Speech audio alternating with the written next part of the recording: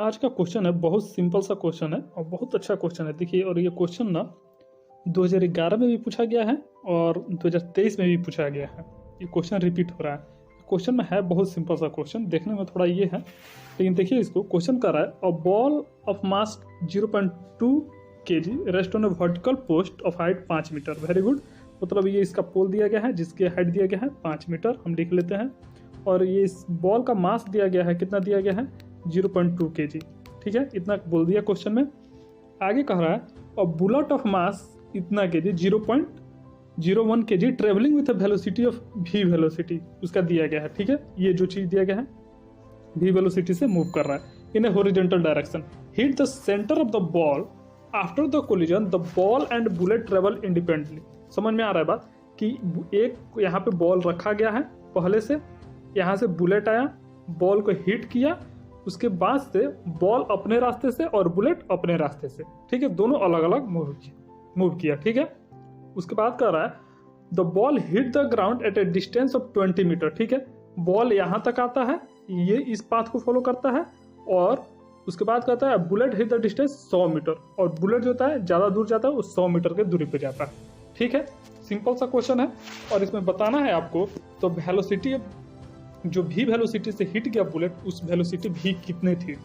Simple अगर ध्यान दीजिए इसमें यहाँ पे आप देखिए तो हाइट है 5 मीटर। ठीक है, और यहाँ से कोई बुलेट जाए या बॉल जाए, जो भी जाए, इस पाथ को फॉलो करके अपना वो नीचे आ रहा है। ठीक है, तो सबसे पहले आप टाइम ऑफ फ्लाइट निकालें, मतलब यहाँ से यहाँ आने में टाइम कितना लगा। ठीक है, तो नीचे डायरेक्शन में, डाउनवर्ड डायरेक्शन में कोई वेलोसिटी तो है नहीं, तो हम सिंपल इसमें यूज कर सकते हैं टाइम ऑफ फ्लाइट निकालने के लिए S equals to ut plus half at²। अगर आपको इसको यूज कीजिए, देखिए ut तो इसमें 0, इनिशियल वेलोसिटी डाउनवर्ड में कुछ है नहीं, तो इसको तो हटाइए, हाफ at² यूज कीजिए। एस कितना रखेंगे 5 मीटर। ठीक है, हाफ जी रख रहे हैं 10 और t² कीजिए, तो t को t² रखिए, यहाँ से टाइम आपका कितना आ जाएगा, ये हो गया 5, तो यहाँ से टाइम आ जाएगा आपका 1 सेकेंड। मतलब 1 सेकेंड लगता है यहाँ से नीचे आने में, मतलब इस पाथ को फॉलो करने में। अब देखिए दोनों को तो टाइम तो 1 ही सेकेंड लगेगा। अब ये इतना दूर जाएगा और ये इतना ही आएगा, ये 20 मीटर है और ये टोटल 100 मीटर है।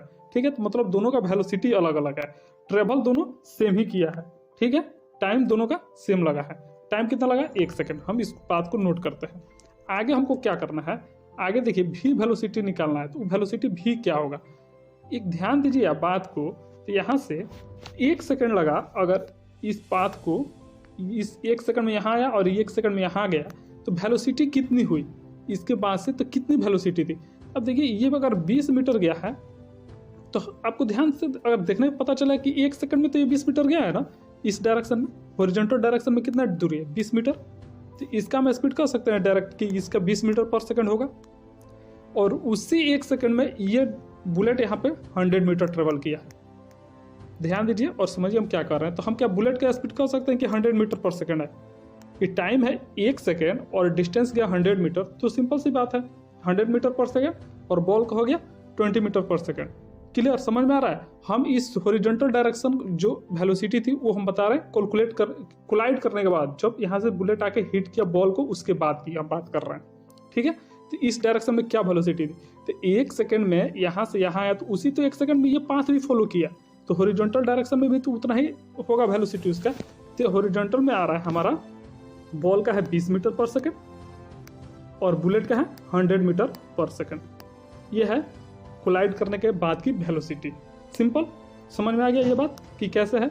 चलिए, अगर ये आपको समझ में आ गया, नहीं आया तो अपने आप से सोचिए कि हम टाइम ऑफ फ्लाइट निकालें और वहाँ से हम कैलकुलेट करके डायरेक्ट देख के बता रहे हैं कि दोनों का वेलोसिटी क्या होगा। यही आपको भी करना है। ठीक है, एक बार और आप देख लीजिए, सिंपल है, 20 मीटर पर सेकंड होगा और 100 मीटर पर सेकंड होगा। ठीक है, उसके बाद कहना है कि ये जो भी वेलोसिटी से कोलाइड किया, तो वो वेलोसिटी क्या थी कोलाइड करने के बाद से, पहले जो वेलोसिटी थी बुलेट की वो कितनी थी, वेलोसिटी भी थी। तो यहाँ पे मोमेंटम कंजर्वेशन अब कर लेना है क्या, m1 v1 equals to m2 v2। यहाँ पे यही काम करना है। तो m2 v2 में क्या है, यहाँ पे बॉल भी है और क्या है बुलेट भी है, दोनों का है, लेकिन स्टार्टिंग में क्या है केवल और केवल बुलेट की वेलोसिटी है। मतलब हम यहाँ पे लिख सकते हैं इनिशियल मोमेंटम क्या था, तो बुलेट का मास और बुलेट का वेलोसिटी। तो वेलोसिटी क्या है v, और बुलेट का मास कितना है 0.01 kg।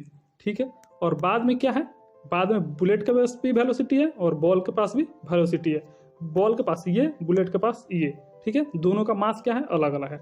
तो मास है 0.2 किसका, तो बॉल का, उसका वेलोसिटी कितना है 20, प्लस हम इसमें करेंगे कितना 100 मीटर पर सेकंड, वेलोसिटी किसका है, बुलेट का। अब बुलेट का मास कितना है 0.01, ठीक है। इस इक्वेशन को आप कैलकुलेट कीजिए और देखिए कितना बन के आ रहा। ये डायरेक्ट बन के आएगा, हम आपको बता रहे हैं कि इसको कैलकुलेट कीजिए ना, तो ये वेलोसिटी भी निकल के आएगा आपका 500 मीटर पर सेकंड।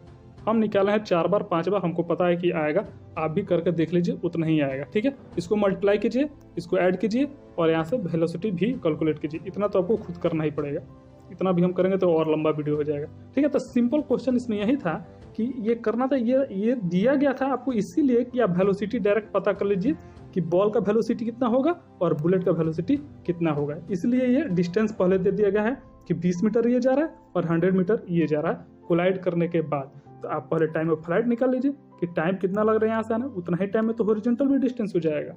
सिंपल है क्वेश्चन। चलिए अगला देखते हैं।